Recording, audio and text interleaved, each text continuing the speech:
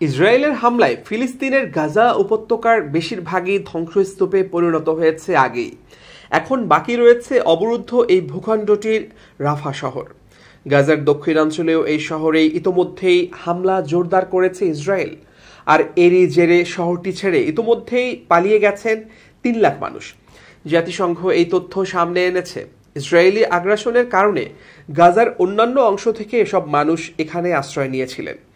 এক প্রতিবেদনে এই তথ্য জানিয়েছে মার্কিন সংবাদ মাধ্যম নিউ ইয়র্ক টাইমস। প্রতিবেদনে বলা হয়েছে প্রায় ৩ লাখ মানুষ গত সপ্তাহে রাফা থেকে পালিয়ে গেছে বলে গাজায় ফিলিস্তিনিদের সাহায্যকারী জাতিসংঘের প্রধান সংস্থা রোববার জানিয়েছে। ইসরায়েলি আগ্রাসন থেকে বাঁচতে গাজা উপত্যকার দক্ষিণ প্রান্তের এই শহরটি গত ৭ মাস ধরে ১০ লাখেরও বেশি বাস্তুচ্যুত মানুষের কাছে আশ্রয়স্থল হয়ে উঠেছে। ইসরায়েলি সরকার রাফা এবং গাজার অন্যত্র নতুন স্থানান্তর আদেশ জারি করার কয়েক ঘন্টা পরে সোশ্যাল মিডিয়ায় এই ঘোষণা দেয় UNRWA নামে পরিচিত জাতিসংঘের সংস্থা। আন্তর্জাতিক সতর্কতা সত্ত্বেও ইসরায়েলি সামরিক বাহিনী শহরটিতে আক্রমণ করার প্রস্তুতি নিচ্ছে বলে গত কয়েকদিনে আশঙ্কা আরও গভীর হয়েছে। মূলত লাখ লাখ ফিলিস্তিনির আশ্রয়স্থল হয়ে ওঠা রাফা শহরে বড় ধরনের হামলার বিরোধিতা করে আসছে যুক্তরাষ্ট্রসহ আন্তর্জাতিক সম্প্রদায়। বিশ্ব খাদ্য কর্মসূচি রোববার সেই সতর্কবার্তাগুলোর কথাই বলেছে। একই সঙ্গে সংস্থাটি বেসামরিক লোকদের বাস্তুচ্যুত হওয়ার বিষয়ে উদ্বেগও প্রকাশ করেছে এবং বলেছে রাফাতে পুরো মাত্রার আক্রমণ হবে বিপর্যয়কর।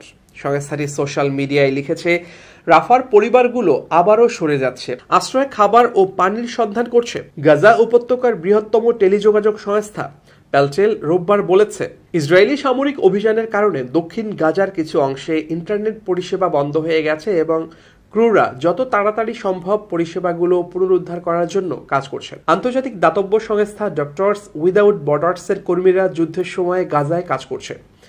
এই সংস্থাটিও সোশ্যাল মিডিয়াতে বলেছে, রাফা ইন্দোনেশিয়ান ফিল্ড হাসপাতালের শেষ ২২ রোগীকে অন্যান্য চিকিৎসা কেন্দ্রে রেফার করা শুরু করেছেন তারা, কারণ তারা আর তাদের নিরাপত্তার নিশ্চয়তা দিতে পারছেন না।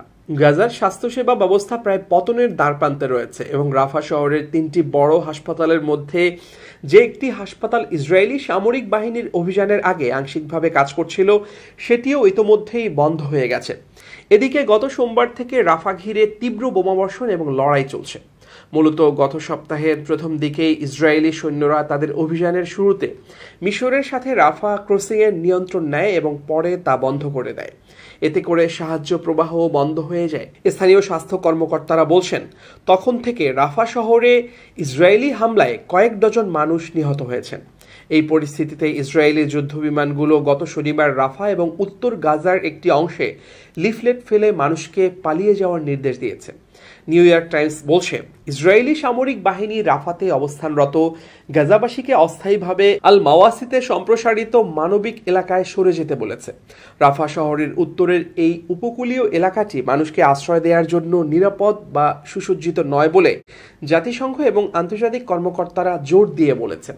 ইউরোপীয় ইউনিয়নের শীর্ষ কূটনীতিক জোসেপ বোরেল শনিবার গভীর রাতে সোশ্যাল মিডিয়া প্ল্যাটফর্ম এক্সে লিখেছেন, বেসামরিক নাগরিকদের রাফার অনিরাপদ অঞ্চলে সরিয়ে নিতে বাধ্য করা অসহনীয়। এটি ভয়াবহ মানবিক সংকটকে আরও বাড়িয়ে তুলবে।